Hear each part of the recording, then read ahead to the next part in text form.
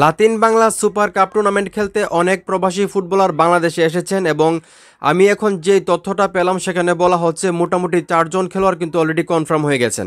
মানে প্রবাসী 4 জন খেলোয়াড় যারা বাংলাদেশের হয়ে আর্জেন্টিনা এবং ব্রাজিলের বিপক্ষে খেলবেন সেইখান থেকে কিন্তু 4 জনকে মোটামুটি কনফার্ম করা হয়েছে। হয়তো আরও যেহেতু 2-3 দিন সময় আছে এর ভিতরে আরও কয়েকজন কনফার্ম হইতে পারে। তো কোন 4 জন এখন মোটামুটি কনফার্ম হয়ে গেছে আমি তাদের নাম আপনাদেরকে বলছি। তার আগে একটু রিকোয়েস্ট, আপনারা যদি এই চ্যানেলে নতুন হয়ে থাকেন চ্যানেলটা সাবস্ক্রাইব করে আমাকে সাপোর্ট করবেন। তো আপনারা সবাই জানেন 5 তারিখ এবং 8 তারিখ লাতিন বাংলা সুপার কাপ টুর্নামেন্টে ব্রাজিল এবং আর্জেন্টিনার বিপক্ষে মাঠে নামবে, যেখানে প্রবাসী 4 জন ফুটবলার মোটামুটি কনফার্ম, যার মধ্যে ক্যাসপার হক, ইব্রাহিম নওয়াজ, তারপরে ঈশান মালিক এবং বিতুসুক চাকমা।